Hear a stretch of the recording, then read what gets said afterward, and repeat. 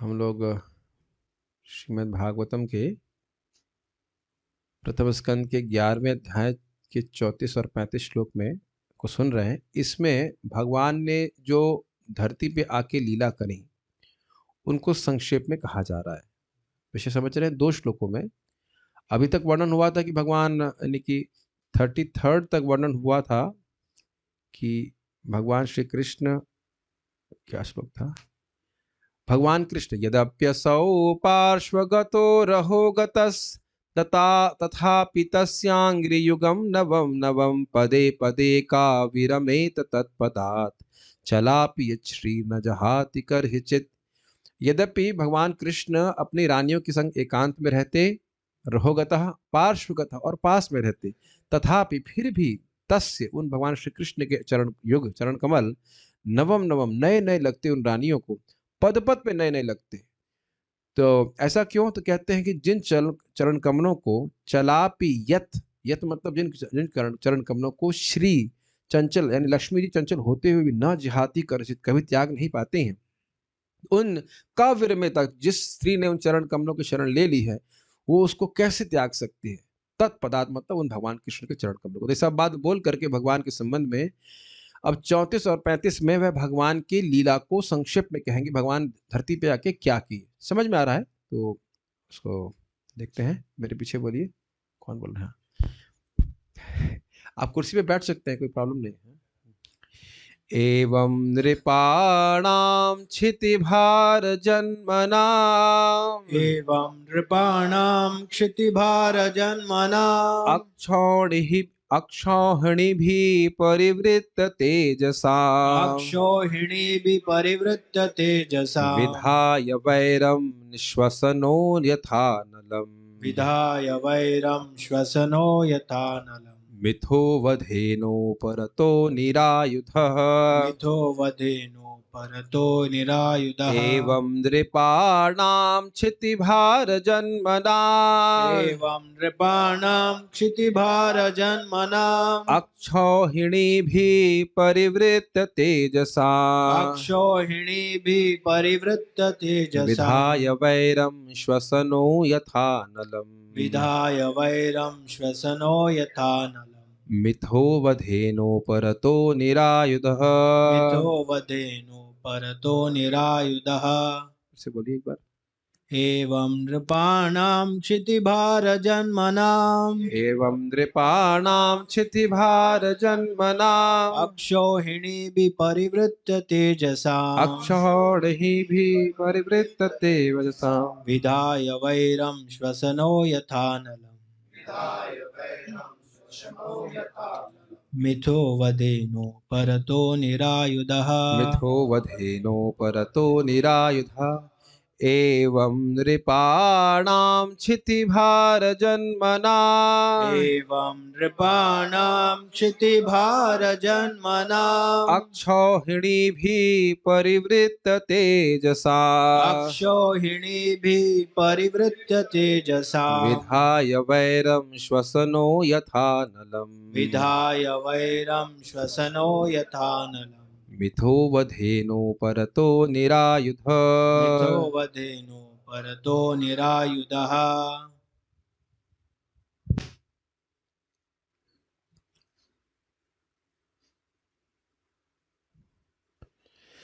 अनुवाद।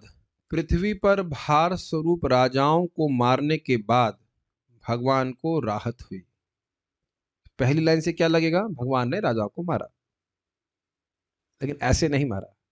वे अपनी, क्यों, पहली बात तो पूछ बताएंगे क्यों मारा। वे अपनी सैन्य शक्ति, अपने घोड़ों, हाथियों, रथों, पैदल सेना के बल पर गर्वित थे। कौन?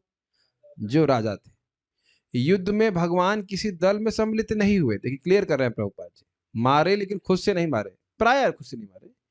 उन्होंने बलशाली प्रशासकों में शत्रुता उत्पन्न की और वे आपस में लड़ गए। वे उस वायु के समान थे जो बांसों में घर्षण उत्पन्न करके आग लगा देती है। कौन उस वायु के समान था? भगवान उस वायु के समान थे। ठीक है। अच्छा, कहां से समझाऊं? अनवय से समझा देता हूं। यथा मतलब जिस प्रकार। तो कई बार सुन चुके हैं यथा शब्द का अर्थ श्वसन, श्वसन प्रक्रिया सुना है, सांस की प्रक्रिया। बांसों के पौधों तथा वायु के घर्षण से, मतलब बेसिकली श्वसन का मतलब यही है कि हवा का, जैसे हवा बांसों को घिसती है आपस में और कहीं से अग्नि नहीं आती, हवा के ही द्वारा बांसों में घर्षण हो जाती है। अनलम तो बड़ा स्पष्ट है, अनल का मतलब होता है अग्नि। तो बांसों के पौधों तथा वायु के घर्षण से अग्नि उत्पन्न होकर उन बांसों को ही नष्ट कर देती है। अग्नि किसके बीच में उत्पन्न हुई? बांसों के बीच में। किसके द्वारा हुई? हवा के। लेकिन हवा नहीं घर्षण कर रही है, बांस आपस में घर्षण कर रहे हैं। ठीक है, तो वायु किसके स्थानीय हो जाएगी? उपमा दी जाएगी भगवान कृष्ण। और बांस है ये विभिन्न प्रकार के राजा जो अपने वंश के वंश बनाए होते, झुरमुट बना के रखे होते। कौरवों का वंश था कि नहीं? तो इसी प्रकार से जरासंध की भी बहुत सारी संतान, सारी व्यवस्था थी। अच्छा, क्षिति भार, क्षिति का मतलब होता है पृथ्वी और भार मतलब बोझा। पृथ्वी के भार के रूप में जन्म नाम, जन्म लेने वाले, मतलब ये जो राजा थे वो जन्म ही लिए थे पृथ्वी का भार बढ़ाने के लिए। ये है। आपने सुना होगा कि कभी कभी माता पिता हम पर गुस्सा हो जाते हैं तो वो बोलते तुम तो हमारी छाती पे मूंग धरने के लिए ही पैदा हुए हो।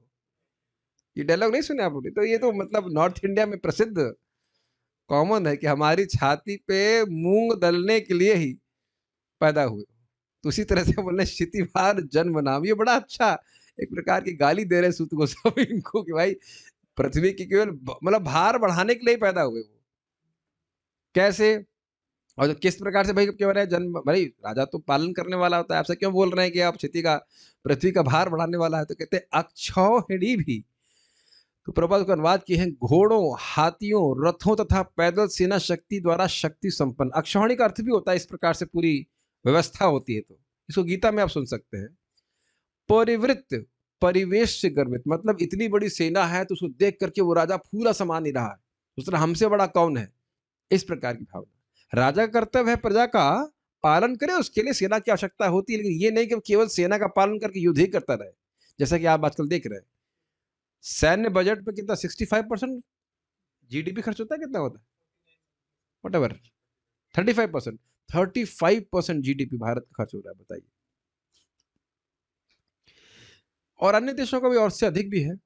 अच्छा, एक तो यह हुआ है कि अपनी सेना के द्वारा गर्वित थे, दूसरा क्या है तेजसाम, एवं अपने पराक्रम के द्वारा गर्वित थे। जैसे कंस, जरासंध इत्यादि, वो खुद भी बड़े पराक्रमी थे।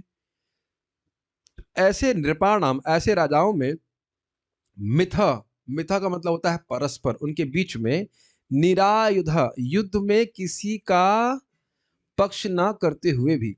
आप जानते हैं कि भगवान यहाँ पे अगर स्पष्ट रूप से कहा जाए तो महाभारत के युद्ध के बारे में बात हो रहा है। वैसे तो भगवान ने जरासंध को भी मारा था, उसकी सेना को भी मारा था, लेकिन वहां पे राजाओं नहीं कहा जा सकता है क्योंकि राजा केवल एक ही था, जरासंध था, तो उसकी सेना को तो मारा, लेकिन राजाओं को मारने की बात कहां पे आएगी? स्पेशली महाभारत के युद्ध के बाद। तो निरायुधा का अर्थ समझ रहे हैं? आयुध मतलब अस्त्र, बिना शस्त्र उठाए, बिना किसी का पक्ष लिए, बिना किसी से झगड़ा किए भगवान, और वैरम यानी शत्रुता को निर्मित किए। विधाय का मतलब होता है निर्मित किए, यानी बिना कुछ स्वयं शस्त्र उठाए इन राजाओं के बीच में शत्रुता को निर्माण किए। नृपाणाम मिथः वैरम विधाय, राजाओं के बीच में शत्रुता का निर्माण करके, खुद कैसे? निरायुधा, बिना किसी किसी का पक्ष नहीं ले रहे, हम तो तटस्थ है, ऐसे करके।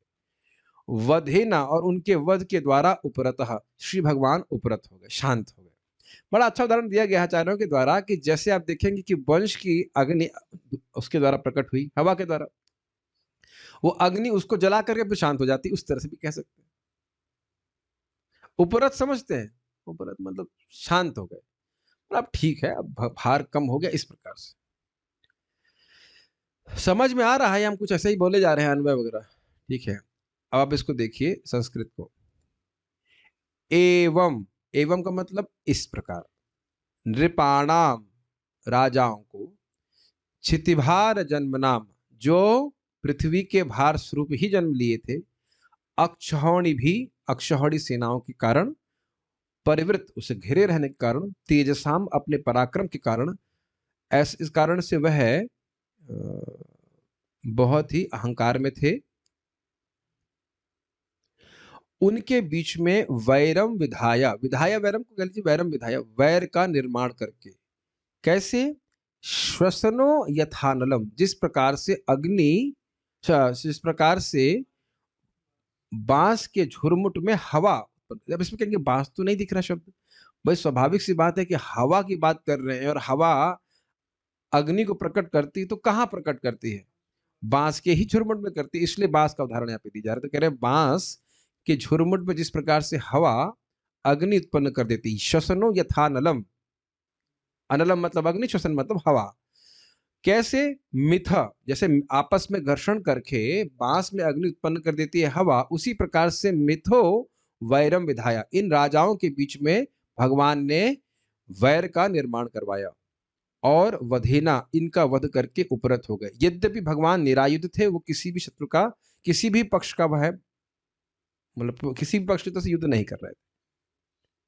क्लियर समझ में आ गया? तो अब इसमें पूरी बात आ गई, महाभारत के युद्ध और द्रौपदी का वस्त्र हरण इत्यादि, वो सब भगवान की ही व्यवस्था थी। ठीक है ना? सब लोग बेहोश हो जा रहे हैं, बहुत दिन, एक दिन क्लास नहीं हुई, सब लोग संस्कृति भूल गए। समझ में आ रहा होगा? ठीक है, ओके। तो ये भगवान की एक लीला का पक्ष है, उसको यहाँ पे बताया जा रहा है। अनुवाद हम पढ़ चुके हैं। श्रीधरी, जिस श्री कृष्ण चरित्र का वर्णन किया जा चुका है, उसी को संक्षेप में एवं इत्यादि 2 श्लोकों में कहते हैं।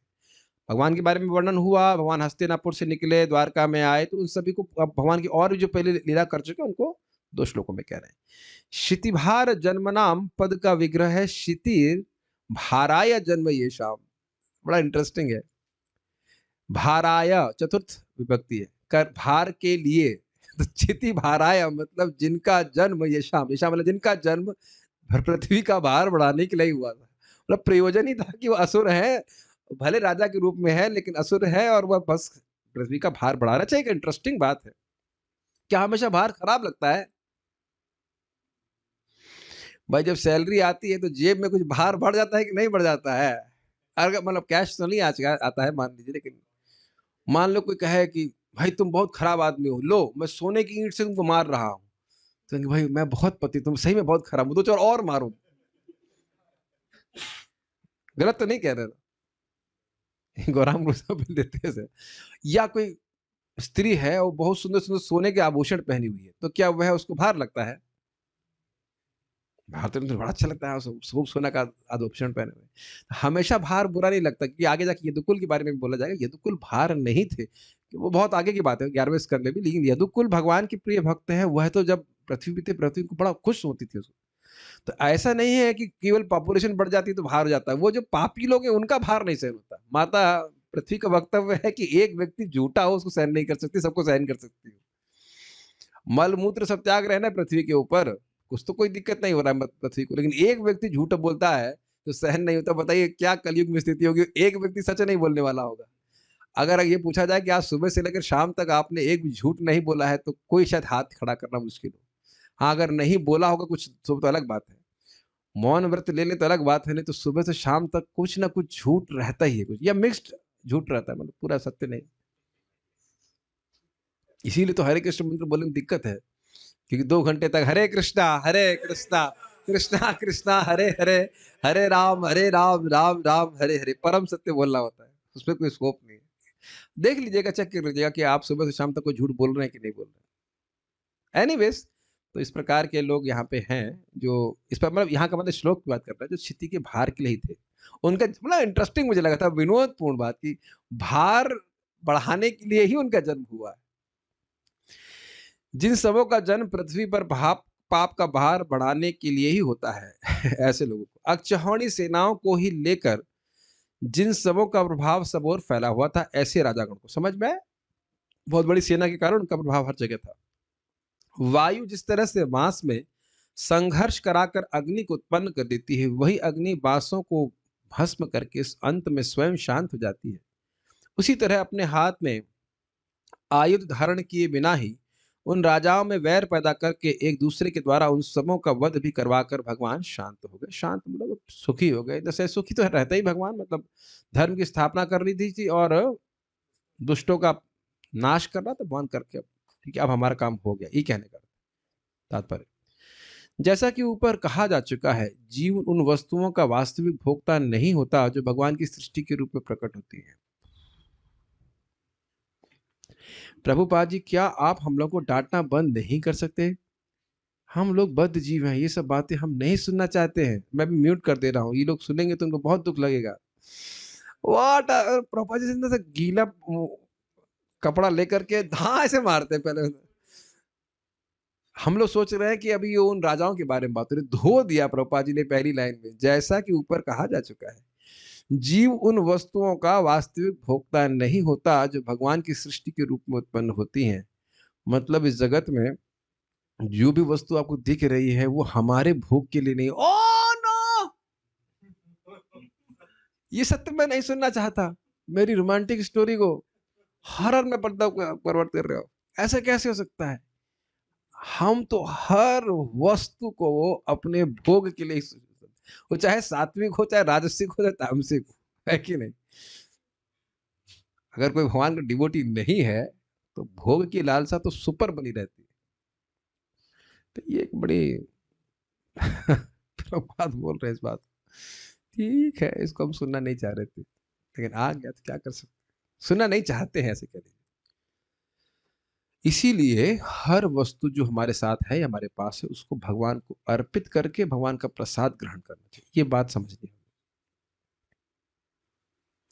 भगवान अपनी सृष्टि में प्रकट की गई प्रत्येक वस्तु के असली स्वामी तथा भोक्ता है। ये भी सुनना जरूरी था। प्रभुपाद जी आपके अगले परपट में नहीं बोल सकते थे? ये भी देखिए कितना, मतलब आप देखिए, आप थोड़ा सा मनन कीजिए ना तो एकदम अनर्थ अपने प्रकट हो जाते हैं कि किस प्रकार से हम हर आंखों को देखते हैं, वो हर आंखों से कुछ जो वस्तु देख रहे हैं, क्या वो सब भगवान के लिए देख रहे हैं? बोल तो देते थे, फिलॉसफी बोल देंगे, श्लोक बोल देंगे, लेकिन देखिए असली स्वामी तथा भोक्ता उसका वो केवल भगवान की सेवा के लिए ही नियोजित होनी चाहिए। तो अब उस व्याख्या की जरूरत नहीं, मनन की जरूरत है। दुर्भाग्यवश माया के वश में आकर जीव प्रकृति के गुणों के आदेशानुसार मिथ्या भोक्ता बन जाता है। ये कुछ समझ में आ रहा है? जैसे मैं कहूँ मेरा पानी देना, अब पानी किसके आदेश पे दिया? मेरे आदेश पे नहीं, तो हम अपने ही देने वाले थे, पता है नहीं देने वाले थे इसलिए आदेश दे रहा हूँ। ये कुछ समझ में आ रहा है? प्रभुपाद इतना सुंदर तात्पर्य लिखे हैं। हम लोग सोच रहे थे हम लोग मजाक बनाएंगे उन राजाओं का, लेकिन हमारा ही मजाक बन रहा है। हे, वो देखो वहां जाकर, जाओ जाओ, क्या करोगे? क्या यहाँ बैठे हो कथा में? जाओ चलो चलो, हाँ पिक्चर देखे, चलो चलो। थोड़ा और सुनो, मंगल आरती कहाँ भाग जा रही? राधा श्याम से भाग जाएंगे क्या? अरे 10 मिनट लेट हो जाओगे तो इन 400 डांट लगाएगा। किस तरह से माया डांटती है, डांटती नहीं, सॉरी, प्रेरित करती है। उधर देखो, श्याम सुंदर की तरफ क्या देख रहे हो? गोपी की तरफ देखो। या कोई गोप की तरफ देखो। कृष्ण बलराम की तरफ क्यों देख रहे हो? अब मंदिर में भी भाई माया कहाँ नहीं है बताइए।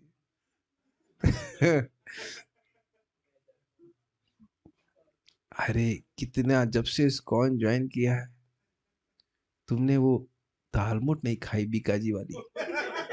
उसमें तो प्याज लहसुन भी नहीं होता। आप देख रहे हैं किस प्रकार से माया प्रेरित करती है। मुझे इसलिए हंसी आती, कॉस्ट, और जो गाजर आपको पसंद है वही गाजर माया सामने लेके आती। क्या तुम्हारा जीवन इसी प्रकार से सूखा सूखा बीत जाएगा? बता रहे, दुर्भाग्यवश बोल रहा है कि क्यों दुर्भाग्यवश जीव समझ ही नहीं पा रहा है कि इस चीज से, इस भोग से वो कैसे बंधन में पड़ रहा है। हम लोग एक्चुअली बहुत बड़े मूर्ख हैं। हम सोच रहे हैं कि हमारा दुश्मन बाहर है, और भगवान बोल रहे हैं स्पष्ट रूप से कि मन के अलावा तुम्हारा कोई शत्रु नहीं है। देख रहे हैं कि मतलब पूरा जीवन हम ऐसे शत्रुओं से लड़ने में बिता दे, और मतलब बाहर के वाले और अंतर वाले शत्रु को तो हम देखे ही नहीं। ये जो मन है, जो भोग वासना से वासित है, वही तो बार बार हमको जन्म दे रहा है। बताइए, किसी व्यक्ति को पनिशमेंट देंगे, बहुतों को तो क्या जेल में बंद करेंगे ना, यही होगा। थोड़ी बहुत पिटाई होगी। माँ के गर्भ से बुरा क्या जेल है, वे बताइए। और उसमें कौन भेग रहा है हमको? हमारा मन भेग रहा है। और इतना भक्ति जीव जो है, भक्त मतलब हो जाता है, भक्ति में आने के बाद ये भोग करेगा, कहेगा कोई बात नहीं, मैं दोबारा जन्म लेने को तैयार हूं, लेकिन अब ये भोग तो मैं कर लेता हूँ, होगा कोई बात नहीं, मैं अभी तैयार नहीं भगवान के धाम जाने के। ऐसे ऐसे करके मन हजार तरह की बहाने बोलेगा। तो बहुत बात सुंदर है ये। दुर्भाग्यवश, दुर्भाग्य क्यों है? क्योंकि इसे ज्ञान ही नहीं है कुछ भगवान के बारे में। भविष्यता यही जीवन है, भोग करते जाओ और पूरा जीवन अपना से खो दो। ईश्वर बनने की ऐसी मिथ्या भावना से गर्वित होकर मोहित जीव अनेकानेक कार्यों द्वारा अपनी भौतिक शक्ति बढ़ाता है और इस तरह पृथ्वी का बोझ बन जाता है। और यहां तक कि पृथ्वी भले मानस के लिए रहने योग्य नहीं रह जाती। तो सुंदर प्रभुपाद जी व्याख्या कर रहे हैं, क्षितिभार जन्म नाम। देखिए, हम सोच, पहली बात तो ये समझ में आ रहा है कि ये राजाओं पे तो एकदम स्पष्ट रूप से घटित हो रहा था। वही क्या क्या बातें नहीं समझ पा रहे थे? पहली चीज ये कि वस्तुएं के वास्तविक भोक्ता वे नहीं है जो भगवान की सृष्टि है, ठीक है। दूसरा, ये गलती वो कर रहे हैं, वो हम पर भी घटित हो जाएगी। दूसरा, उसके स्वामी भगवान श्री कृष्ण है, उसके भोक्ता भगवान श्री कृष्ण। युधिष्ठिर महाराज भी राजा थे, उनके लिए तो नहीं बोला जा रहा है, ठीक है। उसके बाद प्रकृति के द्वारा प्रेरित होकर के हमको भोक्ता बनने की, झूठा भोक्ता बनने की, ईश्वर बनने की प्रेरणा दी जा रही है, ये भगवान नहीं दे रहे हैं। गीता में भगवान स्पष्ट बोल दिया कि पाप मैं नहीं कराता हूं, ये तो काम कराता है, भोग इच्छा करा रही है। और दूसरा, अब उसके बाद लास्ट पॉइंट, ईश्वर बनने की ऐसी मिथ्या भावना से व्यक्ति गर्वित होकर के कि मैं भोक्ता बनूंगा, कि अनेक अनेक कार्यों के द्वारा अपनी भौतिक शक्ति बढ़ा। देख रहे हैं कि नहीं बताइए? इस जगत में ये आप बताइए, जितनी मिसाइलें बन रही हैं, न्यूक्लियर बॉम्ब्स बन रहे हैं, उसमें कितनी शक्ति जा रही है। इंसानों की तो जा रही है ना, साइंटिस्ट की ही जा रही है। वही ब्रेन अगर भगवत गीता के प्रचार में लगता तो वही देश है ना जो आज से 5-4 साल पहले थे, वही देश है ना। पहले तो न्यूक्लियर बॉम्ब की जरूरत नहीं थी, अब क्यों होती जा रही है? आप देख रहे हैं ना कि ये दिमाग खराब करने वाली बात है कि नहीं? और आपने सुना भी होगा कितने सारे वो क्या होता है, वो जो रिएक्टर उससे रिएक्ट हो जाता है, उसमें से लीकेज हो जाता है, कितने लोग परेशान हो जाते हैं उससे। तो एकदम प्रभुपाद बहुत सुंदर बात बोल रहे हैं कि पृथ्वी का बोझ बनेगा कौन? अच्छा चलिए, ये तो समझ गया कौन बोझ बनेगा। कौन नहीं बनेगा? जो समझेगा कि ये सृष्टि वस्तुएं हमारे भोग के लिए नहीं है। पहली चीज, हर चीज भगवान, भगवान हर चीज के स्वामी है। जब तक इस जगत में है, भगवान को समर्पित करके व्यक्ति ग्रहण करेगा। ये शरीर तो चलाना है, लेकिन भोग के लिए नहीं। और अनावश्यक रूप से अपनी शक्ति को बढ़ाने का प्रयास व्यक्ति नहीं करेगा। एक सिंपल सी बात है, आप लोग इस रूम में बैठे, इस रूम में भी आप फ्लैट का निर्माण करने लग जाएंगे।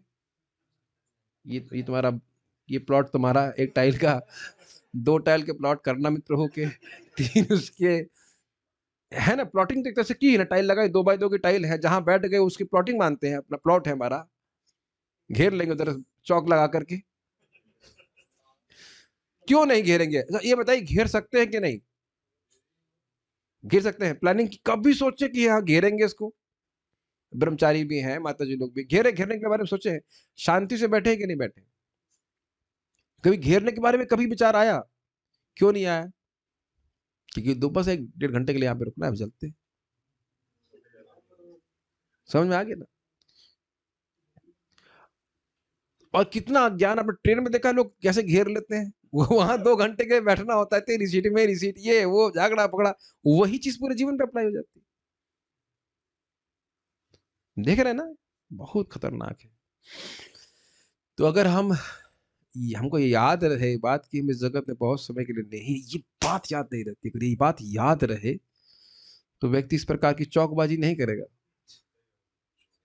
कुछ थोड़ा सा एक घेर लेता है व्यक्ति, अपना घर ऐसे लेके जाओगे साथ में,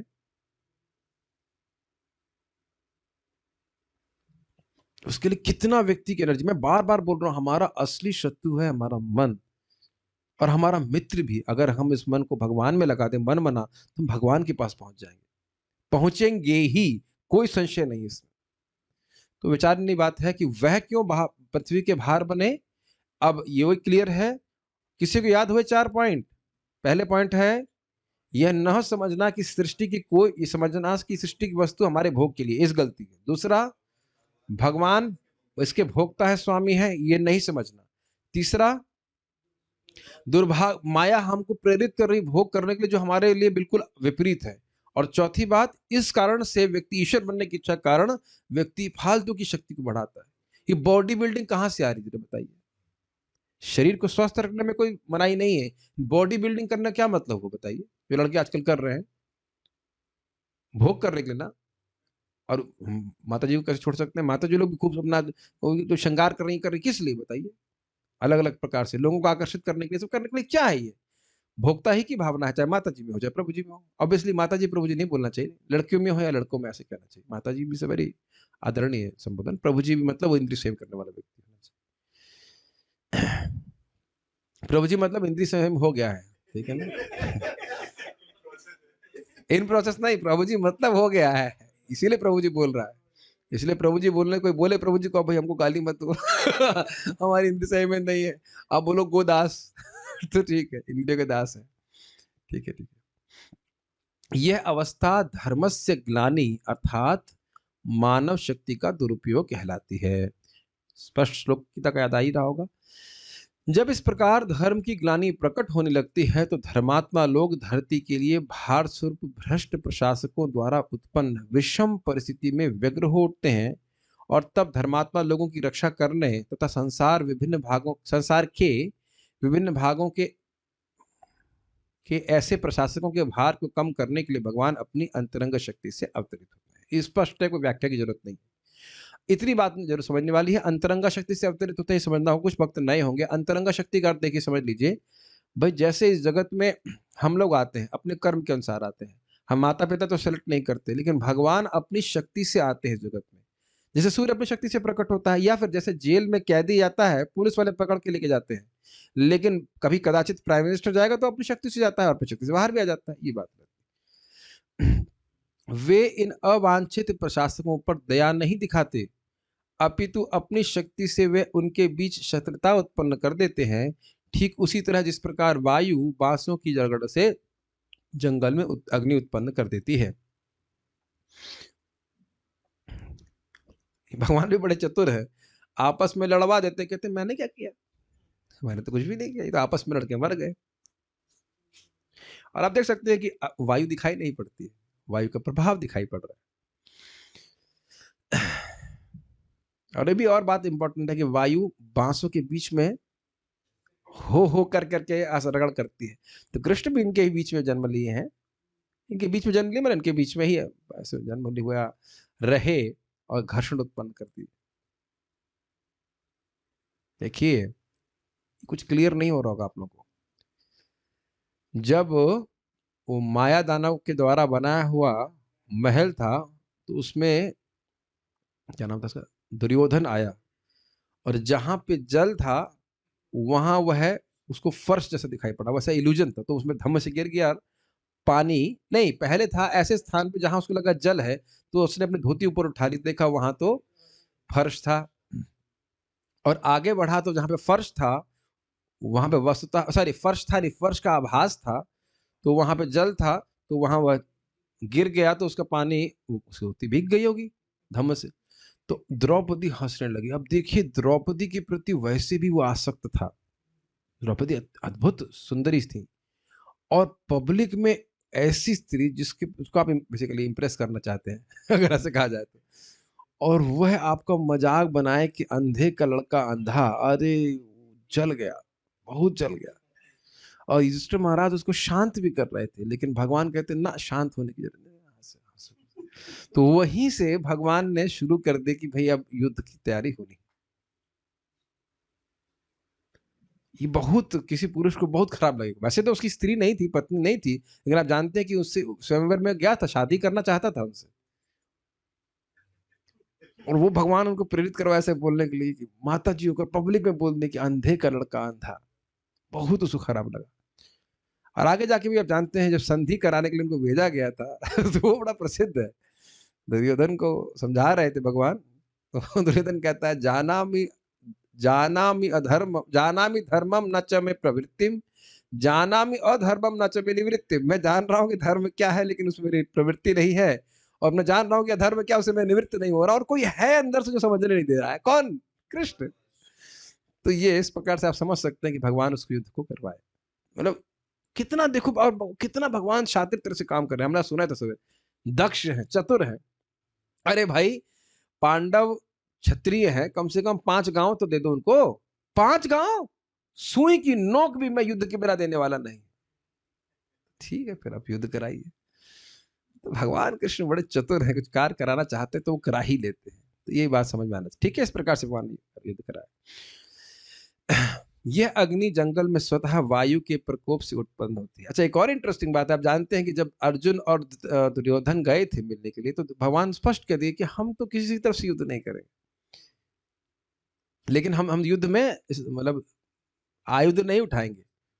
तो बात तो यही घोषित हुई कि भगवान कुछ नहीं कर रहे हैं, तो इसलिए देखिए दुर्योधन को लिया भी नहीं, फिर अर्जुन की तरफ से भगवान ने सहायता करी। इसी प्रकार राजनेताओं के विभिन्न समूहों में शत्रुता का प्रादुर्भाव भगवान की अदृश्य योजना से होता है। ठीक है, स्पष्ट है। इस समय भी जो आपस में युद्ध कर रहे हैं लोग, भगवान की कुछ व्यवस्था है। भगवान के कंट्रोल के बाहर कुछ नहीं है।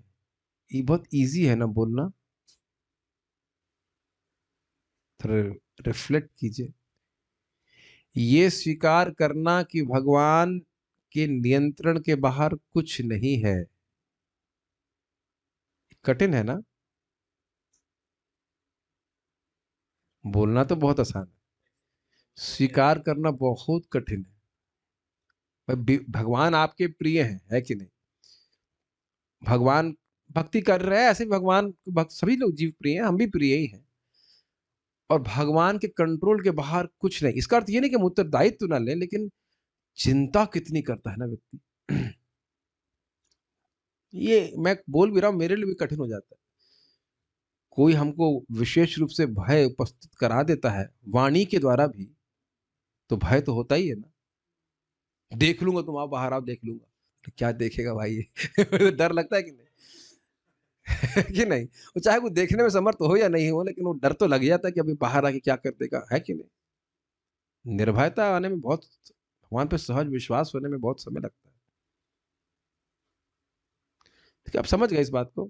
लेकिन ये अदृश्य योजना, भगवान के कंट्रोल के बाहर कुछ नहीं, समझना चाहिए। तो कुछ लोग कहते हैं, भगवान पे आरोप लगाते हैं कि महाभारत की युद्ध उनके द्वारा हुआ। तो उनसे पूछो कि और कुछ क्या किसी और के द्वारा हो रहा है? सिंपल।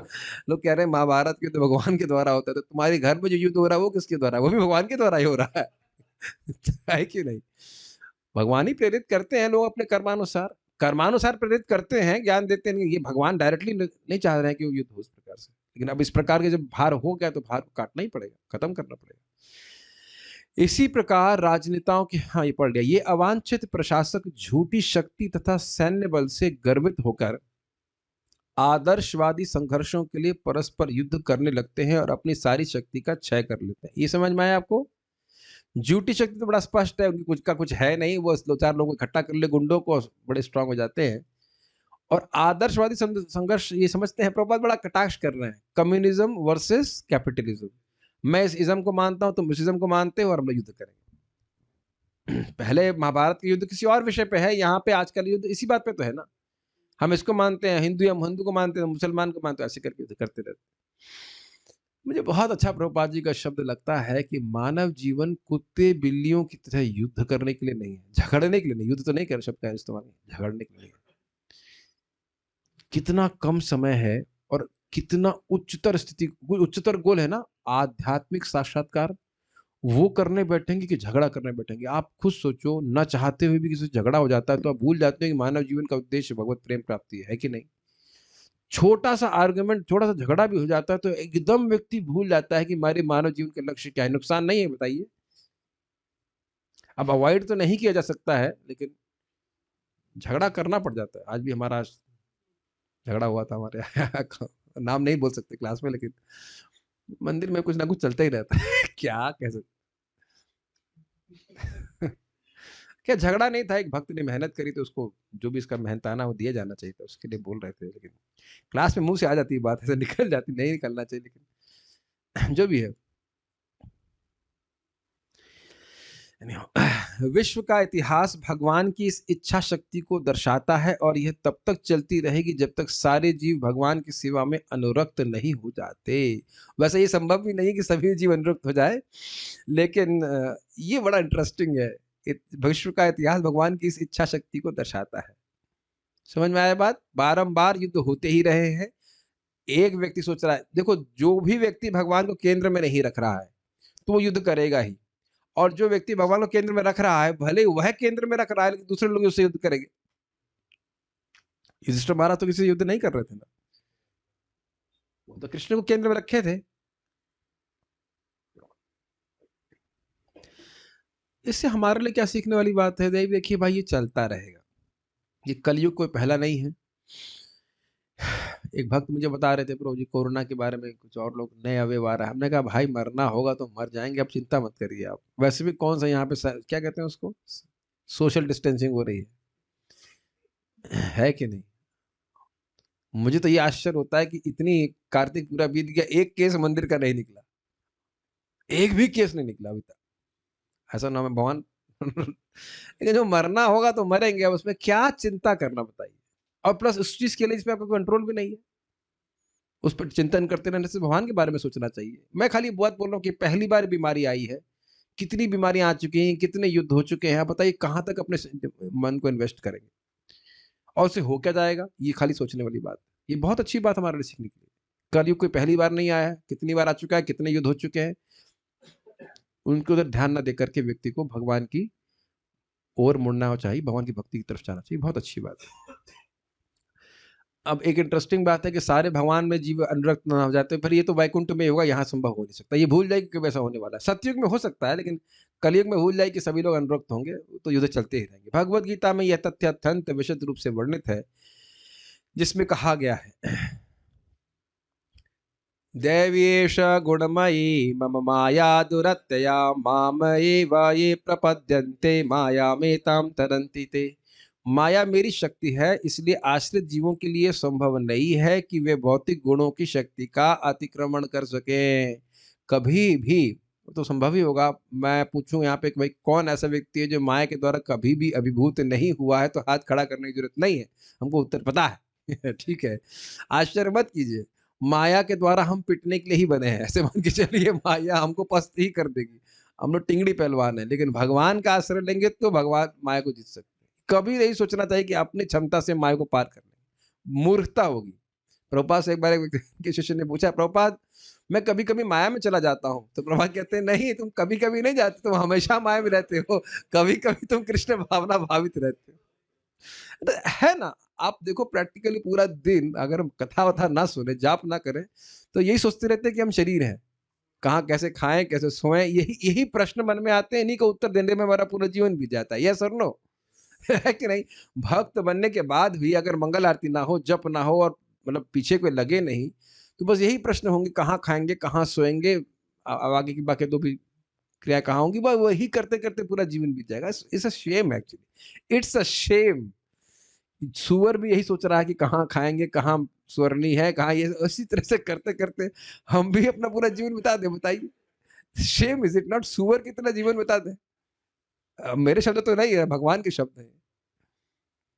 सोचने वाली बात है। तो माया खूब पकड़ी हुई जबरदस्त, किंतु जो लोग मेरी यानी भगवान श्री कृष्ण की शरण ग्रहण करते हैं, वे इस भौतिक शक्ति यानी ये विशाल सागर को पार कर सकते हैं।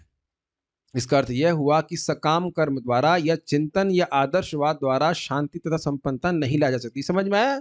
सकाम कर्म मतलब भोगने के लिए कुछ कर्म किए जाते हैं, उन्हें सकाम कर्म कहते हैं। चिंतन मतलब मैं आत्मा नहीं हूँ, मैं शरीर नहीं हूँ, बस यही चिंतन करता हूँ, उससे भी माया छोड़ने वाली नहीं है। भगवान की शरण में जाए बिना केवल आत्मचिंतन से भी छोड़ेगी नहीं माया। और आदर्शवाद, सब लोग सुखी रहे, ये बड़ा इंटरेस्टिंग है। आदर्शवाद का मतलब कोई, सब लोग भाई क्या कहते हैं, सभी लोग भाई भाई के रूप में रहें, सब शांति से रहें। कृष्ण नहीं आए बस बीच में, कृष्ण बीच में ना आए, है ना इस प्रकार आइडियलिज्म। सब लोग अच्छे से रहें, कोई परेशान नहीं करे, ऐसा हो ही नहीं सकता है। सेक्युलरिज्म कह लीजिए, कुछ भी कह लीजिए, कृष्ण को हटा करके वह राम, बेसिकली राम राज्य चाहते हैं लेकिन राम को नहीं चाहते। समझ में आ गया ना? ये बहुत चल रहा है। हम लोग अच्छे लोग रहे, भगवान का भजन नहीं करें तो क्या दिक्कत है? तो भागवत में स्पष्ट हाँ, भागवत में स्पष्ट है, आत्म प्रभवम ईश्वरम, जो अपना स्रोत है और ईश्वर है, समर्थ है, उसको न भजंती और जानंती, नहीं भजन करता है, अवज्ञा करता है, तो स्थानात भ्रष्टात पतंत्यतः, वो अपने स्थान से भ्रष्ट होकर के नीचे गिरेगा। तो ऐसा नहीं कि you can be a good man, चोरों की ईमानदारी नहीं चलती है, ठीक है। भगवान से सब कुछ ले रहा है और उस भगवान को ना देख करके, भगवान को केंद्र में ना रख के कोई भी कोई समाज सुखी नहीं रह सकता। मैं तो बड़ा आश्चर्य करता हूँ कि भाई देखिए, नॉर्थ कोरिया अमेरिका से 10,000 किलोमीटर दूर है। तो श्रीकांत प्रभु जी, श्रीनाथ जी, आप किसी ऐसे व्यक्ति से दुश्मनी कर सकते हो जिसको आपने कभी देखा ही नहीं हो, जिसकी भाषा भी आपको समझ में मालूम, मैं गाली भी दूं, मिंग चाऊ चाऊ गुंग जाऊं आऊं, अरे मुंग मुंग चाऊ चाऊ निंग माऊ करेगा तो कुछ समझ में भी नहीं आएगा ना क्या गाली दे रहा है कि नहीं। और लोग लड़े मरे जा रहे हैं, वहां से मिसाइल बना रहा, तान रहा है, कितनी कितनी उसकी प्राय सारी मिसाइल तो समुद्र में गिर रही है। समुद्र का भाई मेरे से क्या नुकसान है, देख रहे हैं कितना एनर्जी वेस्ट हो रही है। तो मैं सोचा करता हूँ कि लो यही दिमाग अगर भगवान की भक्ति में लगाते तो कितना अच्छा होगा। लेकिन भगवान गीता में कहते हैं ना, छाया जगतो अहित, जगत के अहित के लिए ही लगे रहेंगे, क्षय के ही लगे रहेंगे बस। ये दृष्टि है ही नहीं जगत दुनिया में, कितनी अद्भुत बात है। इसका एकमात्र उपाय है परमेश्वर की शरण ग्रहण करना और माया के मोह से मुक्त हो लेना। ये समझना होगा, जितना भगवान की शरण ले रहे हैं, भगवान की भक्ति कर रहे हैं, क्रमशः माया का प्रभाव अपने जीवन से आप कम होते हुए देखेंगे। दुर्भाग्यवश जो लोग विध्वंसक कार्य में लगे हैं, वे भगवान की शरण ग्रहण करने में अक्षम है, ठीक है। ये लाइनें मुझे एकदम क्लियरली समझ में आ रही हैं, आप लोग समझ पा रहे हैं इस बात को। जो न्यूक्लियर बॉम्ब बनाने में लगा है, वो कभी सोचेगा कि मन मना भव मद भक्तो मद याजी माम नमः, वो कभी नहीं सोचेगा। समझ गए, एक ही बात समझ में आ गई। वे क्या लिखा है यहाँ पे, मेरे में वही लिखा है जो आपके में लिखा हुआ है। अच्छा, अव्वल दर्जे के मूर्ख है, बताइए, फर्स्ट क्लास रास्कल है, पर बात गुणगान करने की क्या कर रहे हैं। अव्वल दर्जे के मूर्ख है, फर्स्ट क्लास मूर्ख, वे मनुष्य योनि के निम्नतर स्तर पर गिरे हुए हैं। भाई प्रभात गीता का श्लोक बता रहे हैं, क्या है, नमाम दुष्कृतनो मूढ़ा प्रपद्यन्ते नराधमा माया अपहृत ज्ञान आश्रम भावम आश्रिता। उनका सारा ज्ञान हर लिया गया होता है, और यद्यपि बाहरी तौर पर शैक्षिक दृष्टि से वे पढ़े लिखे लगते हैं। बड़ी सुंदर बात है, एक भक्त बता रहे थे, माता जी बता रहे थे कि जिनसे उन्हें शादी करी, बोले मैं यहाँ से पढ़ के आया हूँ, इंग्लैंड से पढ़ के आया हूँ, ये वो, लेकिन कोई इंद्रिय संयम नहीं, बस वही पशु वाली आवश्यकताएं ही पूर्ण करने में लगे हुए। उन्होंने कहा, फिर मैं सोच रहा था कि क्या शिक्षा प्राप्त करी, इंग्लैंड में भी चले गए तो क्या शिक्षा प्राप्त हुई, कुछ पता है कि मुक्त कैसे होना है। बस जानवर की तरह जीवन बिताना। देखिए, अब भक्तों की तो बात छोड़ दीजिए, भक्त भी समझ नहीं पा रहे हैं इस बात को। अपने बच्चों को बस इसी बातों में लगाए रखना कि केवल है नहीं, आओ क्या कह सकते हैं। वे सारे आसुरी वृत्ति के होते हैं और सदैव ही भगवान की परम शक्ति को ललकारते रहते हैं। ठीक, कहाँ है भगवान? अगर भगवान है, मैं कहता हूं भगवान नहीं है, और अगर भगवान है तो तुरंत मुझे मार दे। मैं गिन रहा हूं, 1 2 3, नहीं मारा, इसका मतलब नहीं है।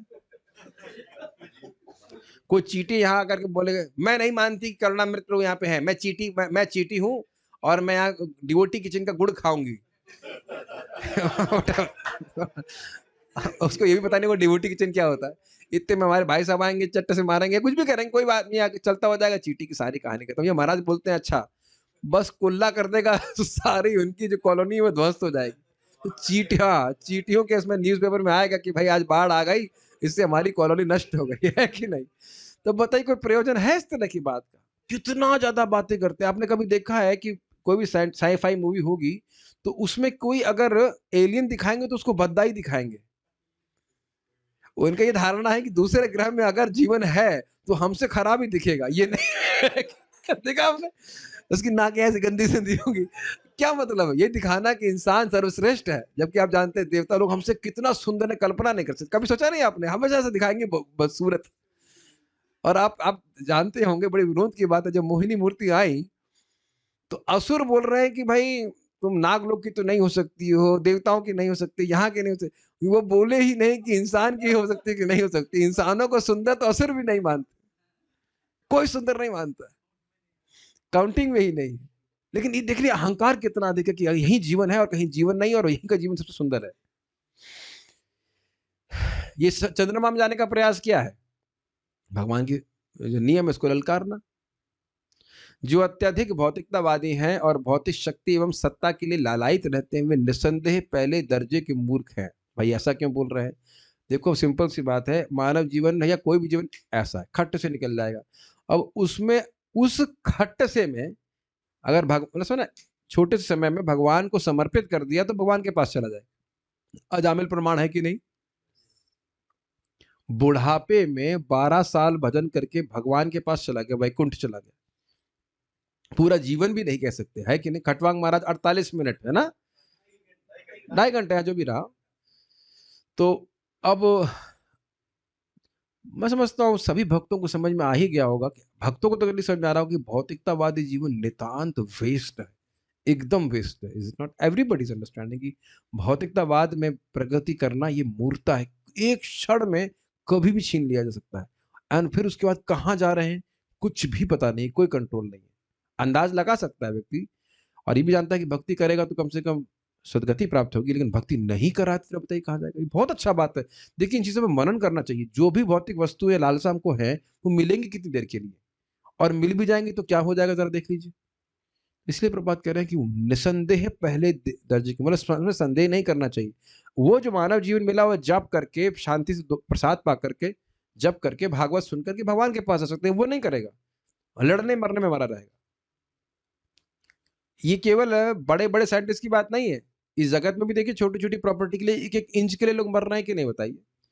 जान से मार देते, दोनों लोग एक दूसरे को मार देते हैं, दो भाई एक दूसरे को मार के खत्म हो गए, वो जमीन वहीं पे रहेगी। ये पृथ्वी का शब्द है भागवत में। बहुत से राजा हुए कहते ही मैं इसकी हूं, मैं उसकी हूं, मैं तो वही हूं, वो कहां गए? सुना होगा, 12वें स्कंद में आता है पृथ्वी जी का भूमि गीत। क्योंकि उन्हें जीवन शक्ति का कोई ज्ञान ही नहीं होता है। कौन पीछे भाई जिसके जिसके लिए तुम झगड़ा कर रहे हो? आत्मा का ज्ञान नहीं होता। वे सर्वोपरि आध्यात्म ज्ञान से अनजान होने के कारण भौतिक विज्ञान में मस्त रहते हैं, जिसका समापन शरीर के अंत के साथ हो जाता है। समझ में आई बात? जो भी अपने मान लीजिए पिछले जन्म में हम फिजिक्स पढ़े हुए थे, बहुत बड़े हीरो थे जो भी थे, अब इस जन्म में तो पैदा होते फिजिक्स नहीं पढ़ने लग जाएंगे, फिर से सब कुछ चालू करो। देखिए आप अपने अपने इस ज्ञान को, जो भी मान लीजिए कोई भी आप ज्ञान पकड़ लीजिए, कुछ भी भौतिक ज्ञान है, मरे सब समाप्त, अगले जन्म में फिर से शुरू करो। लेकिन आप जानते हैं कि आध्यात्मिक ज्ञान आप जितना जितना पढ़ रहे हैं, जो कुछ भी कर रहे हैं, वो हमेशा हमारे साथ जाएगा। तो बुद्धिमान कौन है बताइए? Is it not? तो लोग कभी इस तरह की बातें करते हैं तो लोग कहेंगे आप तो पैसिमिस्टिक हो, ये हो, हम क्या डर के जीते रहे? भगवान मृत्यु से डरने के लिए नहीं कहते। तीसरे स्कंद में आप देखेंगे भगवान ये नहीं कहते मृत्यु से डर रहे हो, लेकिन तैयारी करनी चाहिए। एग्जाम से डरा नहीं जाता, लेकिन एग्जाम की तैयारी की जाती है ना? जिसकी तैयारी रहती है, हाँ तो पता है एग्जाम में क्या पेपर आना। हम लोग तो थोड़ा प्रयास में हैं। आप ही देख रहे हैं दुनिया में लोगों को कुछ हवा भी नहीं है कि मृत्यु के समय करना क्या है। आपने कभी देखा है वृद्धों को किस प्रकार से केवल छोला खिला दो, पानी पूरी खिला दो, इसी प्रकार से लपलपाते हैं जीव? आपने देखा है? नहीं नहीं देखा आपने? कुछ नहीं पता, और जो साथ में है उनके उनको भी कुछ नहीं पता कि क्या करना चाहिए। कम से कम माथे पे तिलक, जो कोई भी इस रिकॉर्डिंग को सुने, कोई मर रहा हो उसके उस माथे पे तिलक लगा देंगे तो कम से कम नरक नहीं जाएगा। ये गंगा जल फेंक दें उसके ऊपर, छिड़क दें, कहीं पे भी शरीर संपर्क हो जाए, यमुना जी का जल फेंक दें उसके छिड़क दें, कभी नहीं जा सकता नरक। लेकिन ये सब बातें पता ही नहीं लोगों को। इतनी बात समझ लीजिए, इस जमीन के जो भी आपके रिश्तेदार हैं, देखिए हम केवल यहाँ के लोगों को नहीं बोल रहे हैं, जो हमारे सामने भी हैं, वह बेवकूफ नंबर 1 है, निस्संदेह मूर्ख हैं, उनकी बात गधे हैं और पागल पाजी हैं। अब कोई कोर्ट केस करना चाहे कर ले, लेकिन वो पशु हैं। जैसे आपके जीवन में आप किसी कुत्ते से नहीं पूछते भाई मुझे मेरी कुछ करियर काउंसलिंग करोगे क्या, या कोई ढैंचू ढैंचू करने वाला जो गधा है उससे नहीं पूछते, बैल से नहीं पूछते, ऐसे ही जिस व्यक्ति को अपने जीवन के उद्देश्य के बारे में कुछ नहीं पूछा पता है, उससे कोई काउंसलिंग मत कीजिए, चाहे वो माता के नाम से हो, चाहे पिता के नाम से हो, चाहे चाचा के नाम से, चाहे मामा के नाम से। उन्हें कुछ नहीं पता कि जीवन का उद्देश्य क्या है। आज मरेंगे तो कल कहाँ जाएंगे कुछ नहीं पता। मैं बारंबार इस बात को बोल रहा हूँ, प्रभुपाद जी भी इसको ठोक ठोक के बोल रहे हैं कि उनसे मत सुनिए। कुत्तों की काउंसलिंग नहीं सुनते हैं हम लोग।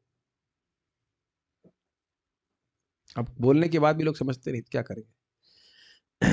बारंबार मानव जीवन इसके लिए है कि शक्ति का उपयोग कीजिए, आपका शरीर ठीक से रह जाए, साधन करने के लिए, और भागवत बाकी जितना समय हो सके जाप करने में, भागवत पढ़ने में, भगवान की भक्ति करने में, प्रणाम करने में, दीपदान, जो डायरेक्ट भगवान की भक्ति करने में लगाना चाहिए। वे सर्वोपरि अध्यात्म, ठीक है, वे निपट अध्यम मनुष्य होते हैं, क्योंकि मनुष्य जीवन तो विशेष रूप से भगवान के साथ विस्मृत संबंध को पुनः स्थापित करने के निमित्त मिला है, किंतु वे भौतिक कार्यकलापों में लगे रहने के कारण इस अवसर को खो देते हैं। कोई पश्चिम में जा रहा है, पश्चिम एक्सप्रेस पकड़ा है तो पूर्वा नहीं पकड़ेगा, समझ गए? जब पूर्व में जा रही है उसमें कैसे बैठ जाओगे आप? हो ही नहीं सकता है। भागवत में बैठे तो पिक्चर में देखने तो नहीं जा सकते ना, सिंपल सी बात। उनकी बुद्धि मारी जाती। मुझे इतना गुस्सा आ रहा है आज, एक डिवोटी हैं, और सुबह जब मैं नहीं आए, ऐसे उनका स्वास्थ्य खराब था और किसी कजिन की शादी में चले गए। मैंने कहा आपका दिमाग खराब है, बीमार हो तो फिर दोनों ही जगह ना जाते। और सुबह का जब आपको छोड़ने में कोई तकलीफ नहीं है, लेकिन फैमिली के प्रेशर में व्यक्ति कजिन की शादी में जा रहा है। हमने कहा एक ही शादी में जाओ, अपनी शादी में। हाँ भाई, वो अपनी शादी में तो जाना पड़ेगा ना, ठीक है ना? आपकी खुद की शादी हो तो जाओ, बाकी क्या जरूरत है जाने की? और मान लो उसमें कोई नहीं आए तो क्या दिक्कत है, और खर्चा बचेगा, कभी लोग आएंगे कम खाएंगे, है कि नहीं? मुझे पता है कि इस प्रकार के इल्यूजन से बाहर आने में समय लगता है। क्या दिक्कत है बताइए? अपनी शादी में जाए व्यक्ति, कोई दिक्कत है? कोर्ट में कर ले, खत्म, क्या दिक्कत है? पंडित जी बुला के, पंडित 2-3 लोग, 4 लोग खड़े हो गए, शादी कर ली, काम खत्म। काफी रेवोल्यूशनरी है ना? लेकिन हम ऐसे देखते हैं, यहाँ पे भक्त लोग सिंपल शादी कर लेते हैं। क्या क्या, मुझे बस ये अंदर लगता है कि हम भूल रहे हैं कि हम हैं कौन और कितने प्रेशर में आ रहे हैं, फालतू फंड के प्रेशर में आ रहे हैं। वहां प्रसाद मिलेगा क्या? वहां पे क्या वो बोलेंगे ओम नमो भगवते वासुदेवाय, बोलेंगे कुछ? कुछ भी नहीं ना। हम लोग सुन तो बहुत लिए हैं कि मानव जीवन हमें भगवान की अपने संबंध को जागृत करने के लिए मिला है। शायद मंगल आरती के बाद उठा दिया जाए तो भी बुझे, हाँ मानव जीवन का लक्ष्य क्या है, हाँ ये है। लेकिन कार्य वैसा बिल्कुल नहीं कर रहे, देख रहे हैं, धंसता नहीं है हृदय में, आ नहीं रहा है हृदय में। मैं अपनी बात भी कर रहा हूँ, खाने पीने में हम पड़े रहते, क्या कर सकते हैं? चलिए। उनकी बुद्धि मारी जाती है क्योंकि दीर्घकालीन तर्क वितर्क के बाद भी वे उन भगवान को नहीं जान पाते जो प्रत्येक वस्तु के सार सर्वस्व है। ये इंटरेस्टिंग है कि जब तक कोई व्यक्ति गीता भागवत श्रवण नहीं करेगा, भगवान की बात को, भगवान के अस्तित्व को नहीं समझ पाएगा। फिर इंटरेस्टिंग बात ये है, एक बार महाराज बता रहे थे कि एक बार ये बड़ी बात चली कि भाई भगवान अब बहुत भगवान रह लिए, अब उनको गद्दी से उतारना पड़ेगा। रशिया में ये बात चल रही थी, मंथन चल रहा था कि भगवान बहुत समय भगवान रह लिए, अब हमको उतारना पड़ेगा। उनको दिक्कत ये हुई कि समझ में नहीं आया कि भगवान रहते कहाँ है, गॉड कहाँ रहते हैं कि उनको बुलाया जाए, उतारा जाए, पर उनको ना कहते हैं उनकी सरकार चेंज की जाए ना, क्या होगा? तर्क वितर्क से भगवान कभी समझ में नहीं आते। वे सारे के सारे आसुरी सिद्धांत वाले होते हैं और वे उसी तरह अपने किए कर्मों का फल भोगते हैं जिस तरह की रावण, हिरण्यकशिपु, कंस तथा अन्य भौतिकतावादी शूरवीरों ने भोगा। समय हो गया 7:45। मुझे लगता है भक्त लोग थक गए होंगे, so will leave it here. कल अगला श्लोक देख लेते हैं। प्रभुपाद जी का तात्पर्य बड़ा रोचक होता है, उसको जल्दी भगा भगा के क्लास करने में तो वैसे तो क्लास तो 1 ही घंटे की हुई, लेकिन मुझे लगता है 1 घंटे बाद थक जाते हैं लोग। हो जाएगा। कितने लोग हाथ खड़ा कर रहे हैं जाने के लिए? जाओ। ठीक है, ठीक है। तो मेरी इच्छा है कि कल की, देखो कल क्लास नहीं थी ना, तो उसका तो भरपाई करनी पड़ेगी। कल नहीं हुई तो इसलिए हम 1.11.35 भी करेंगे। हम आंखें बंद कर, चलो मैं गिन लेता हूँ। 1, भागने के लिए जो भागना भाग सकते हो, 1, 3। कोई नहीं भाग, ठीक है। चलिए शुरू करते हैं। अरे बहुत अच्छा श्लोक है, इसे कैसे छोड़ सकते हैं? हाँ, ये पिक्चर वाला तो एक्शन मूवी था, ये वो रोमांटिक मूवी है। रोमांटिक मूवी सबको अच्छी लगती है। Let us think about this. पर ये तो भगवान ने किया, क्या कहते हैं, मारा मार काटा किया, खूब करवाया। अब भगवान ने आनंद कैसे लिया, देखते तो सुना जाए। सुनिए मेरे पीछे बोलिए, स एष नरलोकेऽस्मिन् स एष नरलोकेऽस्मिन् अवतीर्णः स्वमायया अवतीर्णः स्वमायया रेमे स्त्रीरत्नकूटस्थो रेमे श्रीरत्नकूटस्थो भगवान् प्राकृतो यथा भगवान् प्राकृतो यथा स एष नरलोकेऽस्मिन् अवतीर्णः स्वमायया स एष नरलोकेऽस्मिन् अवतीर्णः स्वमायया रेमे स्त्रीरत्नकूटस्थो भगवान् प्राकृतो यथा रेमे श्रीरत्नकूटस्थो भगवान् प्राकृतो यथा। पूर्ण पुरुषोत्तम भगवान श्री कृष्ण अपनी अहेतु की कृपा से अपनी अंतरंग शक्ति द्वारा इस लोक में प्रकट हुए और सुयोग्य स्त्रियों के साथ इस तरह भोग किया मानो वे संसारी कार्यों में लगे हुए हो। काफी इंटरेस्टिंग है। अन्वय देखिए, स एष भगवान, स एष यही भगवान श्री कृष्ण, वे पूर्ण पुरुषोत्तम भगवान श्री कृष्ण। ऐसा लग रहा है कि मानो सूतो गोस्वामी जी कृष्ण भगवान के सामने ही है, यही भगवान कृष्ण, ये कृष्ण। ऐसे कहते स्व माया, निजी अहेतु की कृपा से। देखिए माया के दो अर्थ होते हैं, कई अर्थ है माया का। एक अर्थ है शक्ति और माया का एक अर्थ है कृपा। तो कह रहे स्व माया के दो अर्थ हो गए, एक अपनी अहेतु की कृपा से और दूसरा अर्थ है कि अपनी अंतरंगा शक्ति से। ठीक है, अस्मिन इस नरलोके मनुष्य लोक में अवतीर्ण अवतीर्ण हुए और क्या किया, स्त्री रत्न। स्त्री रत्न का समझ रहे हैं, रत्न मतलब बहुत विशेष वस्तु बता।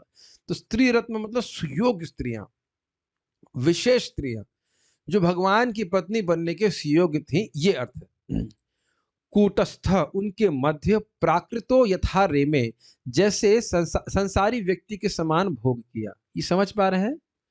जैसे कोई अत्यधिक आसक्त व्यक्ति स्त्रियों में, अपनी पत्नियों में आसक्त रहता है, उस प्रकार से भगवान उनके बीच भोग किए। उस प्रकार का मतलब समझ रहे होंगे।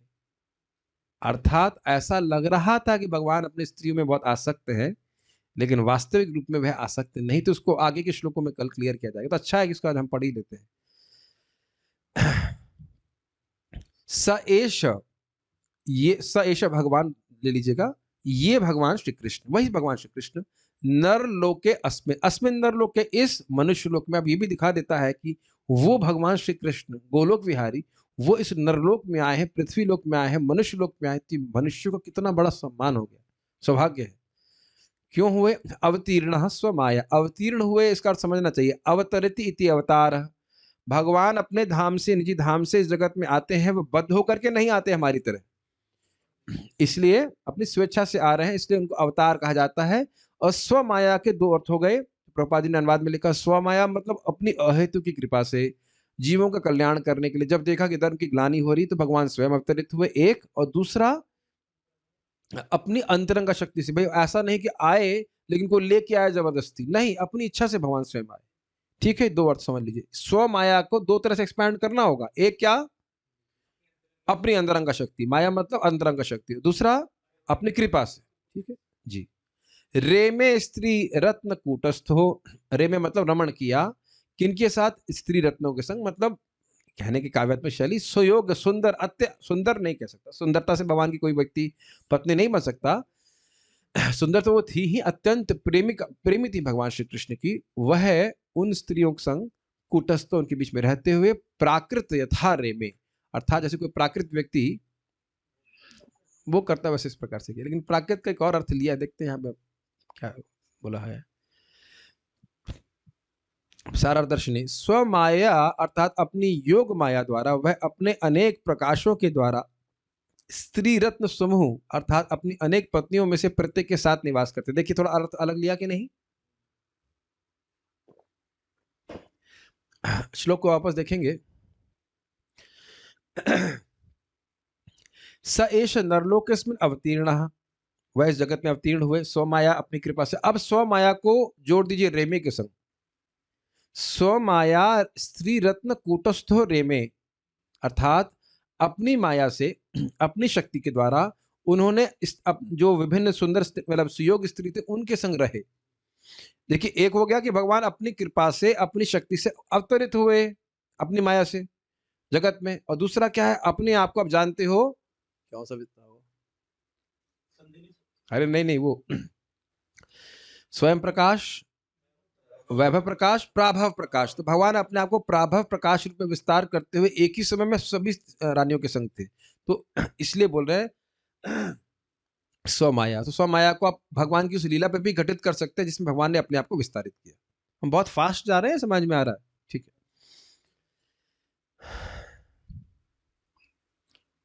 अच्छा, अतः यथा प्राकृतो अर्थात अपने स्वभाव के अनुसार भगवान रमण करते हैं। अब देखिए, प्राकृत शब्द का थोड़ा अर्थ अलग दिया गया है। प्राकृत का आपने एक अर्थ क्या लिया? जैसे इस जगत का प्राकृत भौतिकतावादी व्यक्ति अपनी पत्नी के प्रति अत्यधिक आसक्त होता है, उस तरह से भगवान रमण कर रहे थे। और दूसरा यहाँ पे चक्रवर्ती पात्या ले रहे हैं, भगवान अपनी प्रकृति के संग रमण कर रहे थे।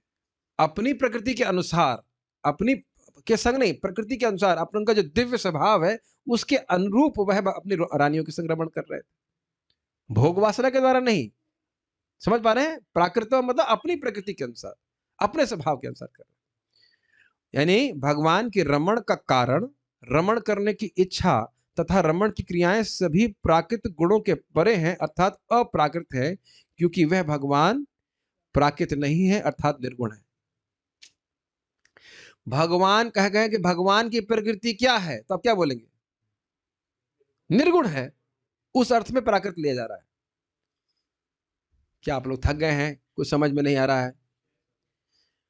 प्राकृत, यथा प्राकृत हो, एक अर्थ तो होगा कि भाई जैसे कोई भौतिकतावादी व्यक्ति आसक्त हो जाता वैसे, और दूसरा क्या है? अपनी प्रकृति के अनुसार। जो भगवान की निर्गुण प्रकृति है उसके अनुसार अपनी रानियों के संग रमण कर रहे हैं, उसमें क्या कठिनाई है? उसमें कोई काम की गंध तो है नहीं। क्या इस हमको नहीं समझ पाते इस बात को? हम बोलते ना भाई अपने स्वभाव के अनुसार कार्य कर रहा है, तो भगवान के स्वभाव, भगवान की प्रकृति क्या है? इसको हम लोग गीता में तो कई बार सुन चुके हैं, दैवीं प्रकृतिमाश्रितः। प्रकृति का अर्थ हमेशा तो भौतिक प्रकृति नहीं होता ना। तो भगवान अपनी दैवी प्रकृति के अनुसार लीला कर रहे हैं, रमण कर रहे हैं।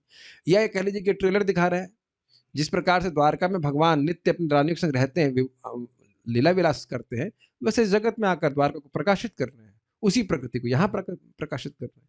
बहुत सुंदर अर्थ है ना? Very nice explanation. तात्पर्य, भगवान ने विवाह किया और गृहस्थ की भांति रहे, यह निश्चय ही संसारी कार्य जैसा है।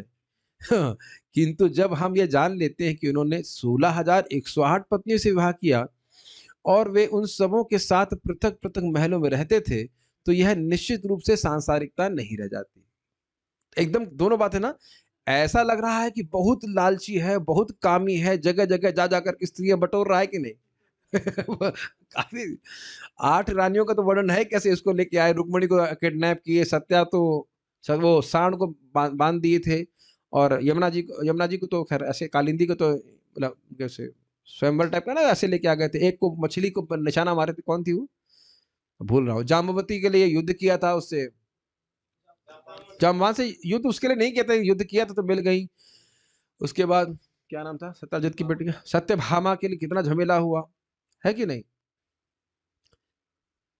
इनका फोन छीन लीजिए, नोट्स तो नहीं बना रहे, इनका फोन आप अपने पास रखो, अनीश रखो अपने पास, देना मत भाई। देखो यहाँ कोई जबरदस्ती क्लास तो है नहीं, डिस्टर्ब नहीं करो। क्या बात कर रहे थे? हाँ, तो ऐसा लग रहा है कि भगवान कृष्ण जो है बहुत स्त्री लंपट है। 8 से संतुष्टि मिली तो अब 16,100 जरूर प्लानिंग किया था वो, जरूर प्लानिंग किया रहा होगा, नरकासुर को मारूंगा और 16,100 नहीं, ऐसा कुछ भगवान को प्लानिंग करके नहीं गए थे। उन्होंने प्रार्थना करा था, भगवान की भक्त थी तो भगवान ने स्वीकार कर लिया। तो ये समझ में आ रहा है कि दो बातें हैं, ऐसा लग रहा है कि बहुत आसक्त है लेकिन आसक्त नहीं है।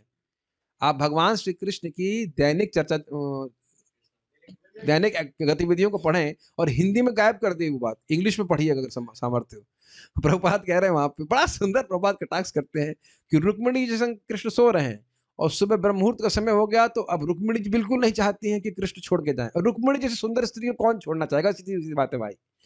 यहाँ की कोई, यहाँ की किसी भी स्त्री और पुरुष में क्या कुछ होता है, और रुक्मिणी जी नहीं चाह रहे हैं कि कृष्ण उठे, कृष्ण उठ के चले जाते हैं और ध्यान करते हैं, भक्ति करते हैं। जो भक्ति तो नहीं करते मतलब ऑब्वियसली, भगवान भक्ति किसी को करेंगे, प्रपात वहां पे कहते हैं भाई भगवान अपने पे ध्यान करते हैं, भगवान के अलावा कौन है ध्यान करने के लिए?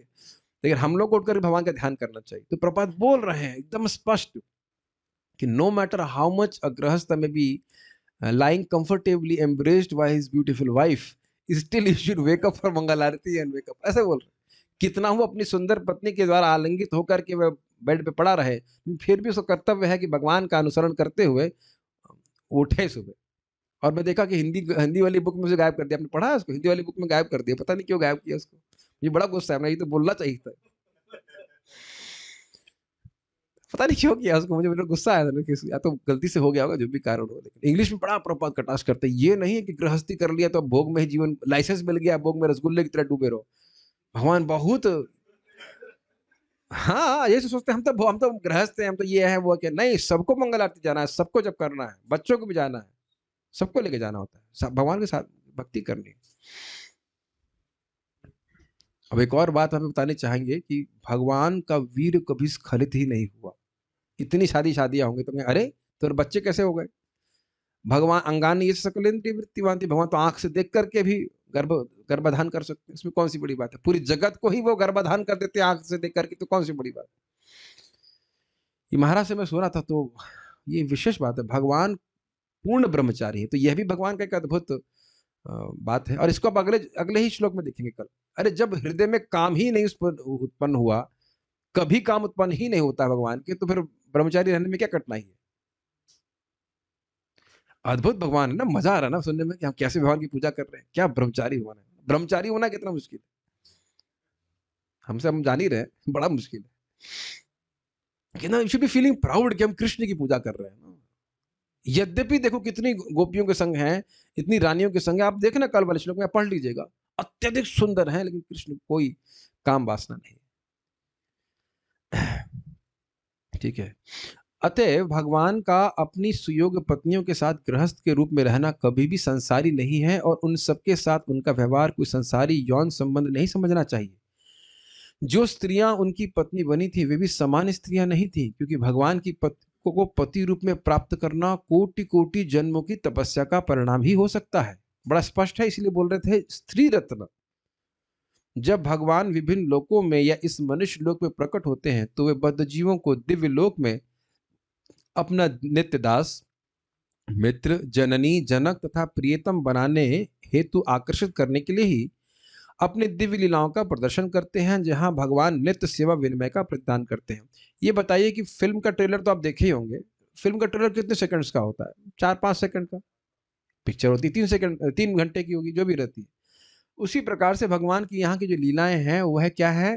ट्रेलर मात्र है। भले वो 125 साल के लिए आपको लग रहा है, लेकिन वो बहुत कम समय है अगर तुलना की जाए भगवान अनंत काल, अनंत समय तक जो लीला कर रहे हैं। समझ गए? तो ट्रेलर दिखाने के लिए आते हैं भाई। ट्रेलर देख के लगता है कि हम पिक्चर भी देखें, और पिक्चर के लिए पैसे लगते हैं। ट्रेलर तो फ्री में दिख जाता है, is it not? Yes, trailer तो फ्री में दिख जाता है, लेकिन आपको पिक्चर में हॉल में जाना है तो मेहनत करनी पड़ेगी। तो उसी तरह से ट्रेलर देख लिया हमने, हाँ भाई भगवान की सब लीलाएं हैं, तो सोचेगा हम भी भगवान से ऐसे प्रेम करें। भगवान का ये देखो, प्रभुपाद जी की संस्था है, वहां पे आप जाइए, जप कीजिए, भक्ति कीजिए, slowly slowly you will be entering the movie. क्या है श्लोक भागवत गीता का? ततो माम तत्त्वतो ज्ञात्वा विशित, हाँ पहला भाग क्या है इसका? भक्त्या माम अभिजानाति यावन यशास्मि तत्वतः। भक्ति के द्वारा व्यक्ति मुझे जान पाता है जैसे मैं तत्व में हूं। ततो माम तत्वतो ज्ञात्वा, तब मुझे तत्व में जान करके विशते तदनंतरम, तब वह मुझ में प्रवेश करता है, अर्थात मेरी लीला में प्रवेश करता है। ये पिक्चर में प्रवेश करने का, मूवी में प्रवेश करने का तरीका भगवान स्वयं बता रहे हैं। ट्रेलर दिखा रहा है, समझ में आएगा ट्रेलर जी। और ये भी इंटरेस्टिंग है, भगवान ऐसे रूप में आ रहे हैं कि प्रेम कर सके। थोड़ा नरसिंह देव से प्रेम करने में या वराहदेव से प्रेम करने में कोई दिक्कत, मतलब थोड़ी दिक्कत तो है। मनुष्य मनुष्य से प्रेम करेगा ना, ये बात रहती है। तो भगवान जब मनुष्य रूप में आते हैं, उनसे प्रेम करना सहज हो जाता है। और पांचों रसों में आप प्रेम कर सकते हो भगवान से, मगर किसी एक में भी।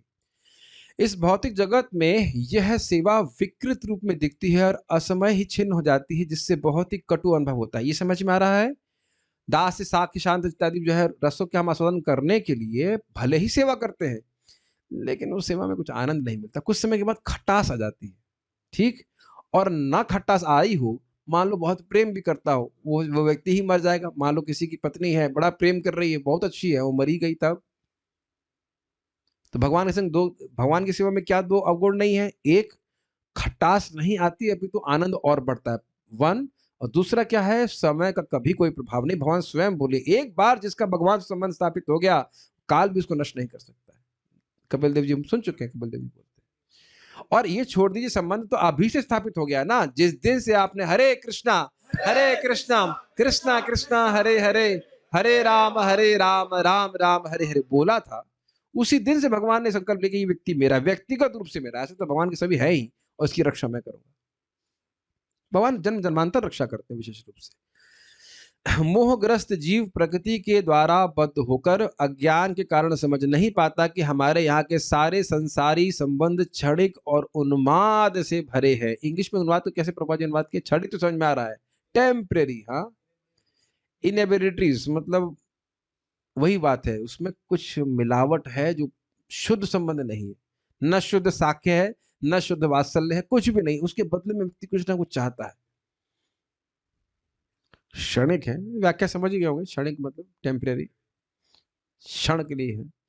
ऐसे संबंध हमें निरंतर सुखी नहीं रख सकते, किंतु यदि यही संबंध भगवान के साथ स्थापित किए जाएं तो हम इस भौतिक शरीर को त्यागने पर वैकुंठ चले जाते हैं और उनके साथ इच्छित शाश्वत संबंध स्थापित कर सकते हैं। अच्छा ये बताइए, तो फिर क्या हमें भक्तों से भी संबंध नहीं रखना चाहिए? भक्तों से ही संबंध रखना चाहिए। जिस प्रकार का बात विकसित वैसे का भाई वो फैमिली प्रेशर के कारण शादी में जाना पड़ेगा, तो इसी तरह भक्त प्रेशर के द्वारा व्यक्ति को मंगल आरती में आना चाहिए, जप करना चाहिए। भक्त क्या सोचेंगे?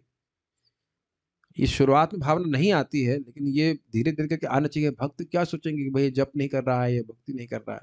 परिवार वालों के बारे में सोचने से क्या हो जाएगा? और परिवार वालों को पूरा संतुष्ट कर भी दिया आपने भौतिक रूप से, तो कर क्या देंगे? वो दे क्या देंगे आपको, ये बताइए? सामने मरोगे, मरेंगी और कुछ नहीं कर पाएंगे।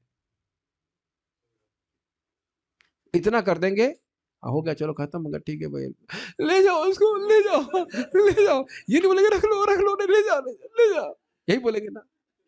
हम तो देखे हैं इस प्रकार से, पत्नी ही बोलती ले जाओ, ले जाओ। वो कितनी या मालूम पत्नी मर गई, कितनी अच्छी थी, ये थी, वो तो रखो अपने पास ना उसको, नहीं ले जाओ, ले जाओ, ले हाँ समझ गया। विरह विरह में अधिक प्रेम होता है, इसलिए ले जाओ, ले जाओ, झोंक दो अग्नि में, झोंक दो। सुनना नहीं चाहते, लेकिन हमको तो बड़ा आनंद आता है सुनने में, बहुत अच्छा लगता है, बोलने में बड़ा आनंद आता है, सुनने में बड़ा अच्छा लगता है। ठीक है। हृदय के बड़े क्लोज है सब बातें। अतएव जिन स्त्रियों के बीच में, बल्कि आप देखिए जब मरेंगे भगवान क्या कहेंगे? आ जाओ मेरे पास, आ जाओ। Is it not? मरने के बाद एक ही व्यक्ति बोलेगा ना हमारे पास, बस यमदूत की बात नहीं कर रहा हूँ, यमराज की बात नहीं कर रहा हूँ, आ जाओ मेरे पास। वो तो भक्त सिंह नहीं होगा, but really think about that. ये मैंने कभी नहीं बोला, इज इट नॉट? बट भगवान यही बात बोल रहे हैं, जन्म कर्म च मे दिव्यम एवं यो वेति तत्वतः त्यक्त्वा देहम पुनर्जन्म नैति मामेति, मेरे पास आता है सुवर्जुना। तो यही ना, एक व्यक्ति है जो मरने के बाद हमारी कोई वैल्यू करता है, जो कहता है हमारे पास आ जाओ, एकमात्र कृष्ण, और किसी का सामर्थ्य भी नहीं। अतएव जिन स्त्रियों के बीच में वे पति रूप में रह रहे थे, वे इस भौतिक जगत की स्त्रियां ना होकर उनकी दिव्य पत्नियां हैं, और वे भक्ति में सेवा की पूर्णता के द्वारा दिव्य पद प्राप्त कर चुकी थी। इसमें दो भाग हो सकते हैं, एक भगवान की जो नित्य पत्नियां हैं वह है, और एक साधना के द्वारा पत्नी बनने का अधिकार प्राप्त की, वह भी कुछ हो सकती है। यही उनकी योग्यता थी। क्या योग्यता थी? भगवत प्रेम। भगवान परब्रह्म अर्थात पूर्ण पुरुषोत्तम परमेश्वर हैं। बद्ध जीव सर्वत्र ही शाश्वत सुख की खोज करते रहते हैं, न केवल इस धरा में अपितु ब्रह्मांड के अन्य लोकों में भी, क्योंकि वैधानिक रूप से आध्यात्मिक स्फुलिंग होने के कारण जीव ईश्वर की सृष्टि के कोने कोने में विचरण कर सकता है। दो तीन बातें समझिए। एक, कि आत्मा सर्वगव है, कहीं पे भी जा सकती है, कोई भी शरीर धारण कर सकती है। एक, सूर्य में भी आत्मा रहती है, विवस्वान सूर्य लोक में रहते कि नहीं। दूसरी बात, हम नित्य ही सुख की खोज में लगे हैं, क्यों? क्योंकि आनंदमय है। लेकिन किसी भी ब्रह्मांड में किसी भी ग्रह में जा रहे हैं, वो सुख नहीं मिला। पता है कितना सुख चाहिए अपने को? है तो हम छोटे से, जीव को सभी बोलते हैं वी आर इनफाइनाइटिसिमल, एकदम एकदम अणु, लेकिन सुख चाहिए कितना? इनफाइनाइट।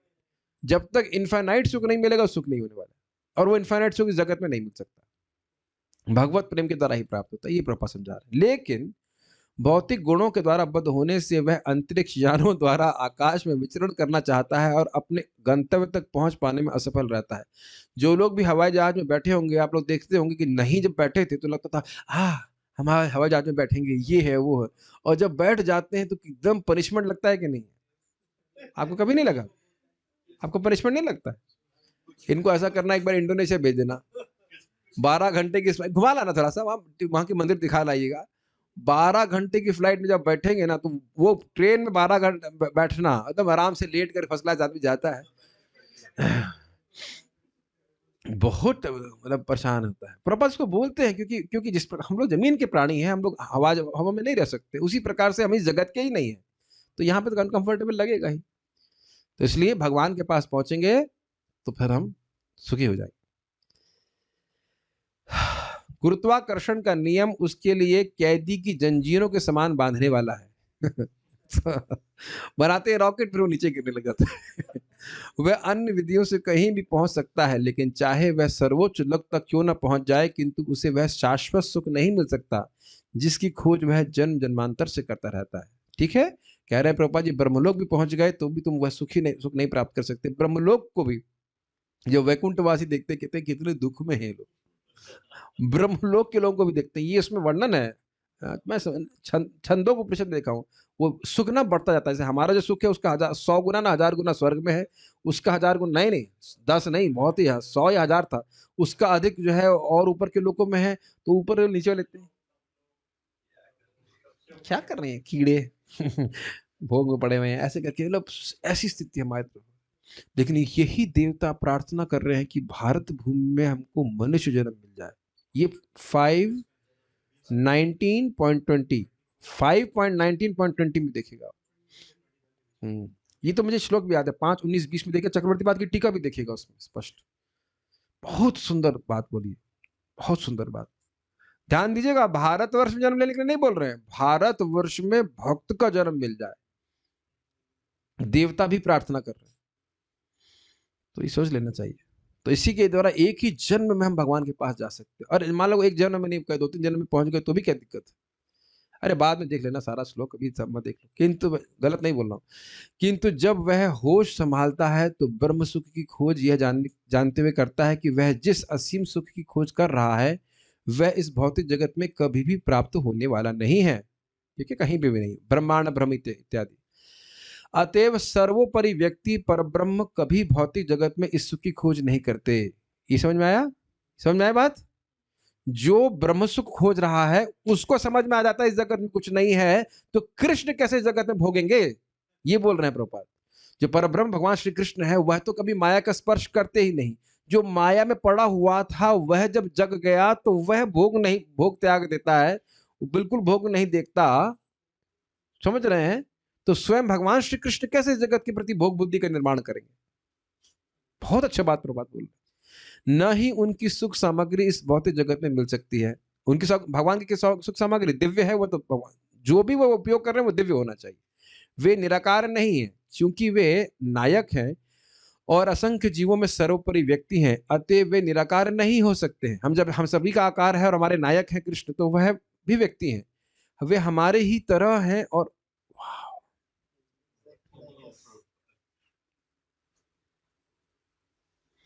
वे हमारी ही तरह है, वो हमारे ही तरह संवेदनशील है।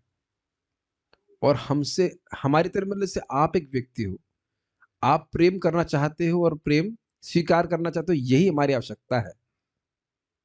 कृष्ण भी इसी प्रकार से। बहुत सुंदर बात एक भक्त बोल रहे थे कि हमको बहुत गंभीरता से जब करना चाहिए कि कृष्ण हमको स्वीकार कर लीजिए। जब इस प्रकार से करेंगे तो कृष्ण आपको प्रति ये भावना होगी, कृष्ण आप मुझको स्वीकार कर लीजिए। What a wonderful statement is it. Krishna बहुत संवेदनशील है। हम लोग तो आज भी सुबह भगवान के गुणों पर चर्चा कर रहे थे, एक एक सेवा कर रहे हैं, पढ़ रहे हैं, जप कर रहे हैं, कुछ भी सेवा कर रहे हैं, दीपदान कर रहे हैं, कुछ भी कृष्ण के संबंध में कर रहे हैं, कृष्ण उसको हमेशा मानते हैं। मानकृत भी था ना, उनसे बड़े हैं उनको मान देने वाले, कितने सुंदर व्यक्ति हैं कृष्ण। कृतज्ञता, बहुत सारे गुण हमने सुने थे ना, बुद्धिमान, चतुर, दक्ष इत्यादि इत्यादि। सर्वगुण संपन्न भगवान है कि नहीं? वे हमारी ही तरह है। ये हम भूल जाते हैं कि, ये बात हम भूल जाते हैं कि कृष्ण एक व्यक्ति है। और उनमें समस्त व्यक्तिगत जीवों की सी प्रवृत्ति पूर्ण रूप में पाई जाती है। जैसे आपने एक चीज़ देख सकते हैं, यहाँ पे मान लीजिए कोई व्यक्ति का गुणगान करे तो वह भी उसको अच्छा लगता है। अच्छा क्या बोला? सुन नहीं पाया, क्या बोला? ऐसे ही हम कृष्ण का गुणगान करते हैं तो कृष्ण प्रसन्न होते हैं।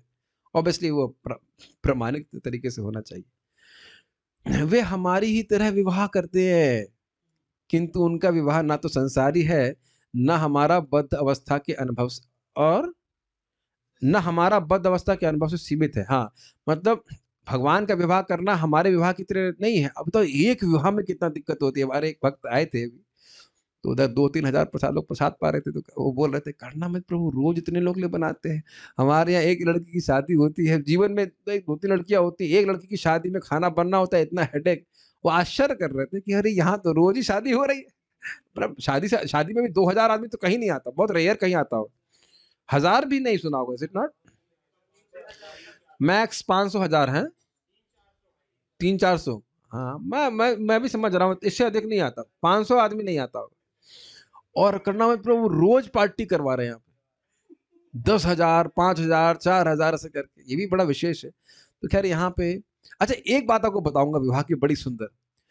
जब रुक्मिणी का विवाह हुआ, ये बड़ी इंटरेस्टिंग बात है। भगवान जब रुक्मिणी जी को हर कर लाए, तो रुक्मिणी और भगवान श्री कृष्ण का विवाह हर घर में हुआ। ये बड़ा अद्भुत है, हर घर में हुआ।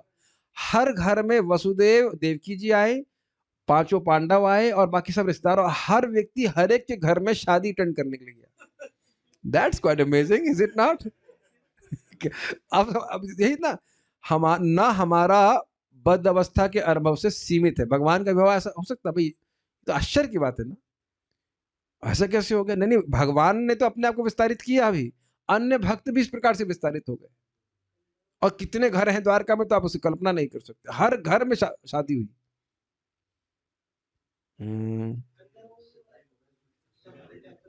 डोंट, यही तो लिखा है, अपनी बद्ध अवस्था के अनुभव से भगवान को सीमित ना करें। अतएव उनकी पत्नियां संसारी लगती तो हैं, किंतु वास्तव में वे सब दिव्य मुक्त आत्मा है, जो अंतरंगा शक्ति की पूर्ण अभिव्यक्ति है। समझ में आ रहा है? श्रीमती राधा रानी, उनसे अन्य सब गोपियां, और उन्हीं की विस्तार आगे जाकर के ये महिषी गण भी है, इस प्रकार से। तो आपने दो बातें सुनी, दो लीला सुनी। एक भगवान ने पृथ्वी का भार को हरा, और दूसरा भगवान की इस प्रकार से आनंदमय लीला हुई अपनी रानियों के साथ। अब आगे हम भगवान के बारे में सुनेंगे, उनके गुणों के बारे में। कैसी रानी अत्यंत सुंदर होने के बाद भी कोई उनको, भगवान को कभी क्षुब्ध नहीं कर सकी, तो वो हम आगे सुनेंगे। आज हमारे पास पारायण फाइल भी है, जो भागना चाहते हैं उनका स्वागत है भागने के लिए, लेकिन हम पारायण करेंगे। हमने बहुत दिन से छोड़ के रखा हुआ था। प्रभु जी इतना नहीं अत्याचार करना चाहिए, क्या आप चाहते हैं कि हम लोग एक ही बार में शुद्ध हो जाए सब कुछ? हाँ जी, तो जिसको भागना है वो भाग सकते हैं। हमें पारायण करना है, पारायण करके ही छोड़ेंगे, ठीक है? पहले तो इसको यहाँ रोकते हैं।